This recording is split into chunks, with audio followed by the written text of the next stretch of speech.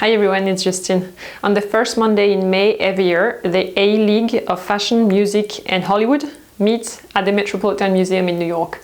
It's as big as a night as the Oscars, but it's more fun because there is a motto decided by Vogue. Why would you look at who wears what on that night? Well, first off, you see celebrities, all the major ones, focused on trying to make a fashion statement on that day. You also see fashion design at its best because the garments are either tailor-made or custom fitted on the people who are wearing them. So you see perfect fit. And last but not least, those celebrities have extremely good stylists. So you can be sure that the hair, the makeup and the whole outfit with the shoes is going to be on top of their games. This year, the museum is presenting an exhibition dedicated to Rei Kawakubo. She's the head designer of Comme Garcons in Japan. It's a very experimental label. We'll get to that in a minute. But so the motto for the night was, logically, Avant-Garde. Let's say you are famous. You got invited to that party. Lucky you. How would you pick an outfit for the night? First, understand what that motto is all about. Japanese designer, born in Tokyo in the 40s. Quite secret. She seems to avoid the media and prefers her work to speak for her. Has been sporting the same strict bob cut for as long as the world, or at least internet, remembers. That is not much materials for a motto party.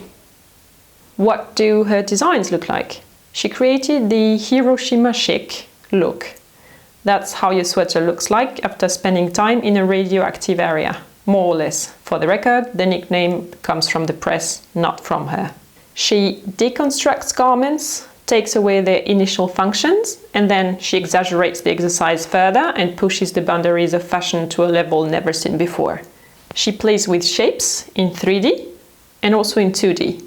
In 3D, she looks at what happens if you cut a slice away from a ball gown.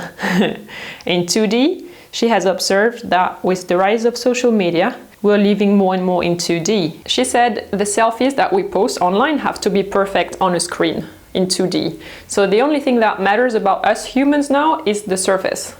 And according to her, that sucks. She's also against the perfect body ideal, so she will add volume in places where you're not supposed to have any, like a hunchback or a distorted hip. And her fashion is art, no matter if the human body can actually move in it. So you can see that it's very conceptual. Wait, what?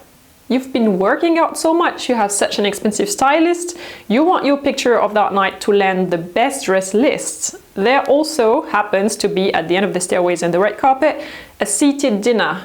How are you supposed to do it? Now let's see what the guests have chosen to wear. There's always a group saying, screw that stupid motto, I'm gonna wear something that makes me look fabulous instead. Miranda Kerr wore Oscar de la Renta, beautiful ball gown, but he's probably the least avant-garde label there is, together with Carolina Herrera, who dressed Taylor Hill. Beautiful ball gowns not in the motto. Zendaya heard that Beyoncé's spot was free, so she took the dress that looks great on the stairway picture, by Dolce & Gabbana Alta Moda, and also absolutely not in the motto.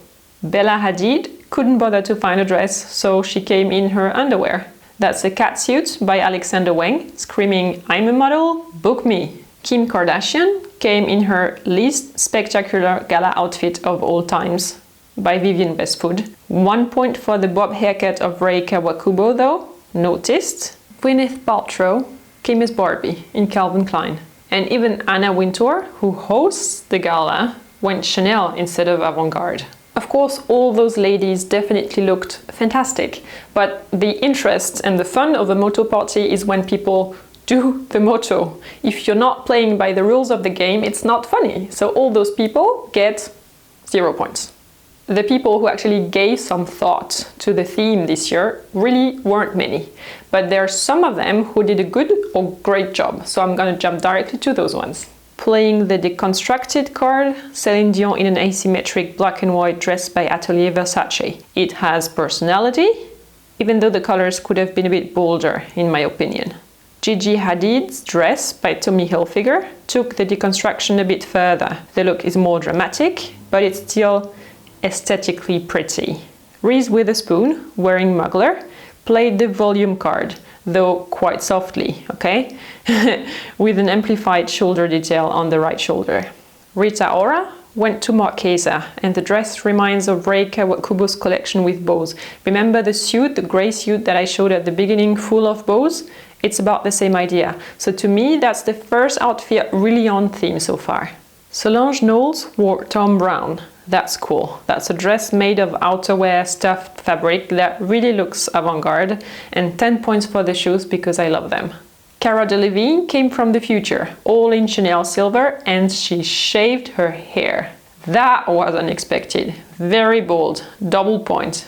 And then we're coming to the people who actually dared to wear Comme des Garcons by Rei Kawakubo herself. Sophia de Betac was wearing a dark look, probably one of the most wearable designs by the label at all. The colors are a bit difficult though, they're not very flattering on human skin, I have to say. Tracy Ellis Ross went for a sculpture dress, which looked great on her, and there's even a bit of space for the hands. It's not the case on all designs by that label. Pharrell Williams' wife chose one of the outfits in 2D, so to say. Extra point because the arms are inside, as you can see, so it's not among the practical ones. Rihanna, full points. She nails it. Head to toe Comme des Garçons look, matching makeup, and even the postures and the allure were trained and were exactly fitting the brand. Brilliant. Full points for Katy Perry, co-host of the night, who came straight from another planet in Maison Margiela in red, like many of Rei Kawakubo's designs. It wasn't about wearing the designer who is in the exhibition. It didn't necessarily have to be. It was about understanding her work, about daring, about questioning the standards of beauty and the way the human body works. And that's a great theme, actually. Now, I want to know what you would have worn to that party. What does avant-garde mean for you? Thumbs up if you enjoyed this video. Thank you so much. One more thing, new news on the YouTube front. I know that some of you would like to share my videos broadly with more people in their countries, and those people don't always speak English. Well, now you can write subtitles underneath my videos. The function is activated on my channel.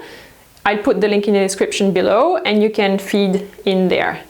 The principle is the first person who writes the translation gives it into review. It gets reviewed by more people who speak the same language, and as soon as enough people have approved the translation, it gets published. The main contributor of the translation gets credited by name in the description below, so I know who's done it.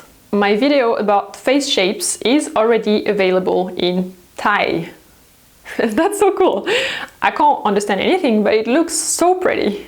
Now the video is over. I'll see you Sunday and Wednesday again. Until then, take care, guys. Bye!